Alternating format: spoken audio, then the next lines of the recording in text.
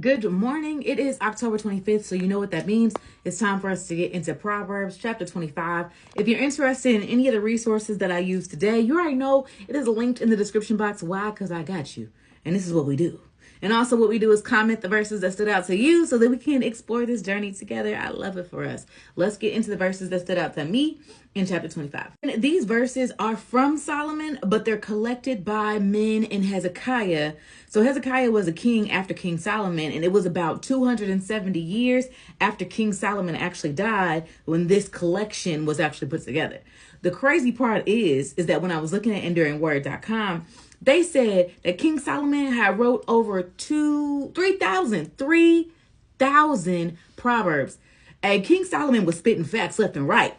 Okay, King Solomon was that man. He wasn't talking about nothing else but Proverbs. Because 3,000 bars. King Solomon, you was just walking around spitting bars. Well, King Solomon had his ups and downs, but let's get past that. We're talking about Proverbs chapter 25. Let me tell you the verses that stood out to me. There's a collection of verses that actually stood out to me, but I'm going to start with verses 16 through 17. So it says in the NKJV version, "Have you found honey? Eat only as much as you need, lest you be filled with it and vomit. Seldom set foot in your neighbor's house, lest he will be weary of you and hate you." Oh, when I read that, I cracked up because it's like, dang. But there's some truth to it. You know what I'm saying? It's cool. It's all fun and games, but we like our space. You know, too much of anything ain't good. Honey is delicious, but too much of it's going to make you sick. That with verse 6, "Do not exalt yourself in the presence of the king, and do not stand in the place of the great." Here we're talking about humility again. Do not exalt yourself. Don't put yourself on a pedestal. And when you're in front of the king, it's talking about the Lord. When you're in front of God, don't put yourself on a pedestal. When you're giving glory to God, don't put yourself on a pedestal. It's one of those things for me that stood out to me because honestly, it's something that I literally have to be cognizant of and conscious of. I want to pat myself on the back, but at the same time, while that's a good thing, too much of anything is not good. And that leads me to verse 27. "It is not good to eat too much honey. So to seek one's own glory is not glory." Again, that's a reminder. It's not good. It's okay to pat yourself on the back. But if you get to the point to where you are exalting yourself, if you are looking down on other people, now you have a problem. Now, I'm not going to say that that's something that I have been doing. Like, I haven't been looking down on anybody. But it is a heart posture thing because I have to think about it. I don't want to be no bragger. I'm not trying to brag. I'm not trying to brag about what God did for me because it's God. It ain't me.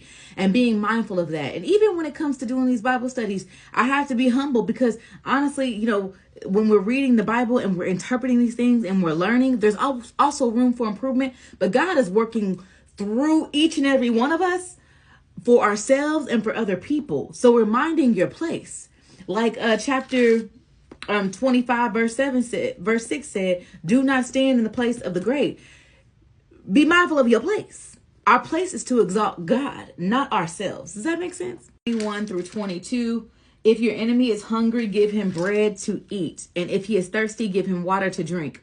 For so you will help coals of the fire on his head, and the Lord will reward you." It stood out to me because it's something that I used to hear people say all the time. And I don't know if I hear it as much now as I did back then. But it was almost like if you was on fire, I wouldn't even spit on you when they was mad at you. Has anybody ever heard that before? Or if somebody was mad at someone else and they said, if you were on fire, I wouldn't even spit on you. Whew. Baby. The Bible warns us about this. Even if it's your enemy, when it comes to our walk with God and when it comes to us being Christians, compassion and not revenge should always be the first. Last verse that stood out to me was verse 28, and I'm going to read that in the CEV version. It says, "Losing self-control leaves you as helpless as a city without a wall." I'll tell you why this stood out to me. I know I'm late to the party. I know, because we have been hearing, y'all, it's the last 3 months of the year. Get on your grind, stay focused, da, da, da, da, da. And to be honest, this week I have been extremely focused. Earlier in the month, I was not.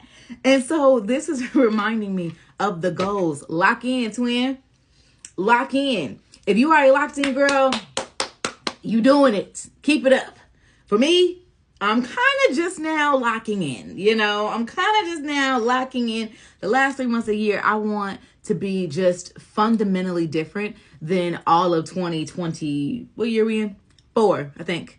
has been, right? I want to be locked in. And I feel like I've been locked in with my spiritual walk, but kind of inconsistent with my physical walk, but consistent with my mental walk. I think I kind of had to get things in order mentally and spiritually in order to get to this point here, which there's nothing wrong with that. Sometimes a stair step is not always lateral. And so for me, it's like these last 2.5 months, it's a lock-in moment. It's a self-control moment. It's a focus of me where I need to have a level of self-control that I haven't held myself accountable to, if that makes any sense. Like, I need to really focus on making sure that I am eating as best as I possibly can without giving myself excuses. You know what I'm saying? Like, putting boundaries around what I put in my mouth. We talked about gluttony yesterday, girl. You hear me? That message slapped me across the face.